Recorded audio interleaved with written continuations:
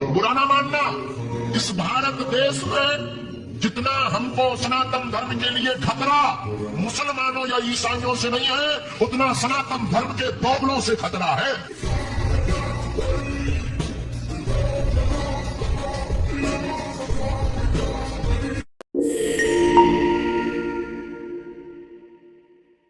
नमस्कार दोस्तों, आप लोगों ने वीडियो देखा। वीडियो में आप लोग स्पष्ट देख सकते हैं धीरेन्द्र शास्त्री का बौखलाहट जिस तरह से बौखला रहा है। ये बागेश्वर बाबा के नाम से मशहूर है। धीरेन्द्र शास्त्री कितना बौखला रहा है। बौखलाहट के पीछे आप लोग को शायद पता होगा चाहे ना पता होगा, मैं लेकिन आप लोग को बताने की कोशिश करूँगा। ये बौखलाहट है अयोध्या में मिली हार की वजह से। जिस तरह से अयोध्या में बीजेपी हारी है और वहाँ से सपा जीता है, और कहीं ना कहीं लोगों ने साबित कर दिया कि जो धर्म के नाम पर राजनीति हो रही है वो यहाँ राजनीति चलने वाला नहीं है। जबकि दोस्तों बात करें तो पता चलेगा आप लोगों को कि जो धर्म के नाम पर पूरा देश में हिंदू धर्म के नाम पर हिंदू धर्म बचाने के नाम पर, गौ रक्षा के नाम पर, या तमाम ऐसी हिंदू धर्म से जुड़ी मुद्दा थी उस पर बीजेपी ने लड़ा। विकास का कुछ मुद्दा नहीं था। आपको जो भी हकीकत बता दूं कि विकास का कुछ मुद्दा नहीं था। मुद्दा था सिर्फ धर्म, यानी हिंदू धर्म और सनातन धर्म को कैसे बरकरार रखा जाए। तो इस मुद्दे पर लोग माने पहली बार 2014 में उनका सत्ता लाई, 2019 में पूर्ण बहुमत से सरकारें उनकी बनी। लेकिन अब की बार लोगों ने समझा दिया कि भाई धर्म से चलने वाला नहीं है ये देश। किसी भी धार्मिक किताब से देश चलने वाला नहीं है। चलने वाला है तो भारत का संविधान से चलने वाला है। और ये लोगों ने साबित कर दिया। खास करके अयोध्या वासियों ने उनको लताड़ दिया।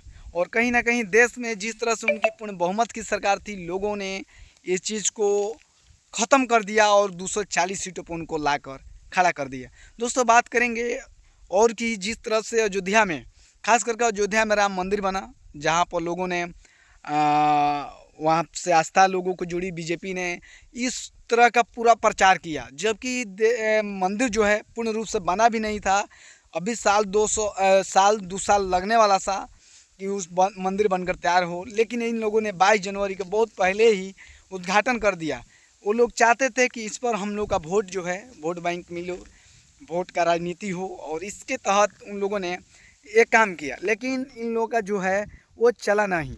समझ लिए जिस तरह से वोट धर्म के नाम पर और मंदिर के नाम पर, राम मंदिर के नाम पर लोग वोट लेना चाह रहे थे, वो नाम पर इन लोगों को वोट मिला नहीं। और ख़ास करके अयोध्या वासियों ने इनको नकार दिया। जहाँ पर राम का, आप समझ लीजिए, जहाँ पर राम का मंदिर बन रहा है वहाँ तो और भारी मतों से जीतना चाहिए। समझ लीजिए, और भारी मतों से जीतना चाहिए। लेकिन वहाँ पर जीता नहीं, क्योंकि वहाँ के वो चीखे पुकार रही थी, चीख चीख कर रही थी कि हम बेघर हैं, हमका सहारा कोई नहीं है। बहुत सारे लोगों का घर टूटा, किसी का छत टूटा, किसी का रहने लायक नहीं हुआ, किसी को मुआवजा तक नहीं मिला, किसी को कम मिला। जहाँ पर 14-15 लाख रुपया कट्ठा मिला करती थी, वहाँ पर 1 लाख रुपया के अनुसार उनको अनुदान दिया गया। बहुत सारे लोगों को नहीं दिया गया। तो इस तरह से लोगों ने, काफ़ी लोगों में नाराज़गी थी, और नाराज़गी का जाहिर करते हुए उन लोगों ने बीजेपी को वहाँ हरा कर भेज दिया। जबकि वहाँ ये होना चाहिए, अगर राम की कृपा है, हकीकत में राम है, तो वहाँ पर बीजेपी को जीत जाना चाहिए। क्योंकि उन लोगों के लिए किया था, बीजेपी ने राम के लिए किया था, लेकिन राम ने उनको हरा दिया। हम तो यही कहेंगे कि भाई शायद हो सकता है कि जो सनातन को मानने वाले हैं, जो ये सब पर विश्वास करते हैं, उनको मैं कहना चाहता हूँ कि अगर होंगे तो मैं नहीं मानता, लेकिन कह दे रहा हूँ कि अगर होंगे तो उन्हीं लोगों ने, राम ने ही बीजेपी को हरा दिया, क्योंकि गलत राजनीति कर रहे थे। समझ लीजिए। तो ये राजनीति अब आगे चलने वाली नहीं है। धीरेन्द्र शास्त्री का बौखलाहट साफ दिखाई दे रहा है, और ये बौखलाहट होनी भी चाहिए। और ऐसे लोगों को और लोगों से दूर रहना चाहिए। नहीं तो धर्म के नाम पर, पखंड के नाम पर ये लोग आपसे हमेशा झगड़ा करते रहेंगे और आपको बुर्बक बनाकर धर्म की लड़ाई में लड़ाते रहेंगे।